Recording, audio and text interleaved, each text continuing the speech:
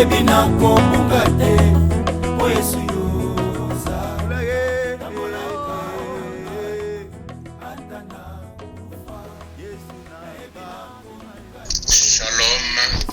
shalom, bonjour à tous, bonjour à toutes. Que la paix de Dieu vous soit accordée en ce jour, en cette semaine, en ce mois, en cette année où ceux qui maudissent les jours amènent des ténèbres, amènent d'obscurité, un temps d'ombre, un temps de nuée, un temps de phénomènes noirs, des nuits abracadabra, un temps de crépuscule, un temps d'oppression, un temps d'amertume, un temps de soupir, un temps où chacune de nous se pose diverses questions, un temps où la paix ne se fait pas avec l'épée, un temps où la paix ne se fait pas avec la guerre, un temps où il faudrait prendre les armes, mais lesquelles? Les armes spirituelles. Alors nous, Église, nous qui croyons, qui avons la foi, sans passer par nos organigrammes d'Église, sans passer par nos doctrines, par la parole de Dieu, il y a un conseil de consolation qui nous conduit à la consécration. Ce n'est pas le temps de contredit, un temps de contestation qui doit nous conduire à la confusion. C'est un temps où il faut lire la parole, où il faut prier. Et pour cela, notre église, l'église qui avait été bâtie par l'apôtre Haïdi Nabala Alexandre, cette église qui est partout dans le monde, représentée ici en Suisse par des frères et des sœurs, nous voulons d'abord dire merci à Oneo TV. Nous voulons dire merci à tous nos auditeurs, auditrices. Nous voulons dire à tous ceux qui vont nous suivre que ce que nous disons, ce que nous allons faire dans ce programme ne sera pas exhaustif. C'est simplement une petite intervention pour que nous ayons espoir, que nous croyons que celui qui a payé les prix à la croix de Golgotha, Christ Jésus, par le Saint-Esprit, par le Père Créateur, il nous soutient. Et il y a la promesse. Il est écrit dans la parole de Dieu, dans les livres d'Ésaïe, au chapitre 65, que je vous lis, au verset 8. Ainsi parle l'Éternel. Quand il se trouve du jus dans une grappe, on dit, ne la détruis pas, car il y a là une bénédiction. J'agirai de même pour l'amour de mes serviteurs, afin de ne pas tout détruire. Ainsi parle l'Éternel, quand il se trouve du jus dans une grappe, on dit, ne la détruis pas, car il y a là une bénédiction. J'agirai de même pour l'amour de mes serviteurs, afin de ne pas tout détruire. Je ferai sortir de Jacob une postérité, et de Juda un héritier de mes montagnes. Mes élus posséderont le pays, et mes serviteurs y habiteront. Les Saron servira de pâturage au menu bétail, et la vallée d'Arcor servira de gîte au gros bétail, pour mon peuple qui m'aurait cherché. C'est le temps de chercher l'Éternel. C'est le temps où notre Créateur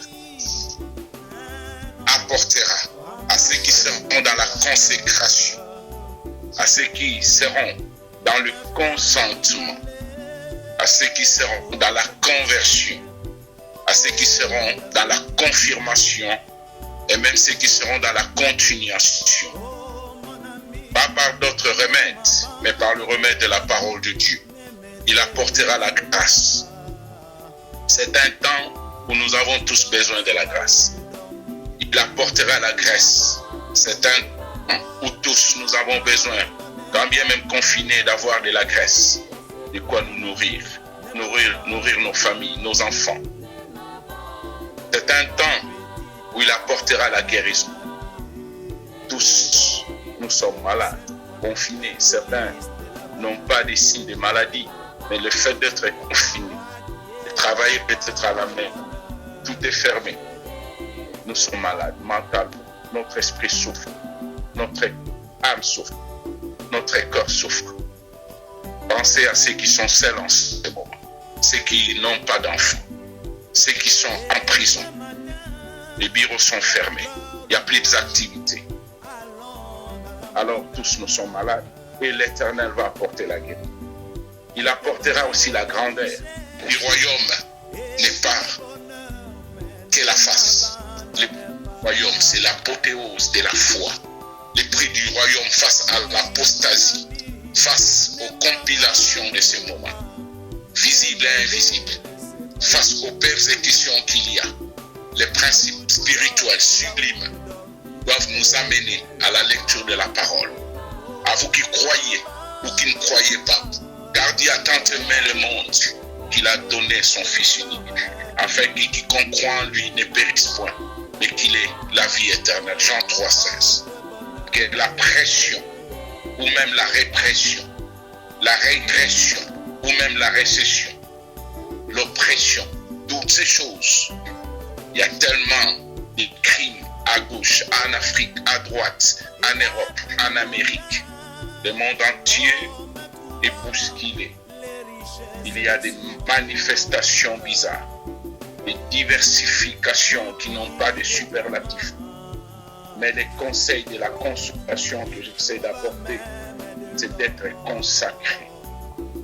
Consacré parce qu'il y a encore la promesse de Dieu qui dit, quand il y a du jus dans une grappe, c'est-à-dire le jus qui symbolise la foi, le jus qui symbolise la croyance, l'espérance, alors on qui est dans notre cœur doit croire qu'il y a le Dieu de la vérité, le Dieu d'amour, le Dieu de miséricorde.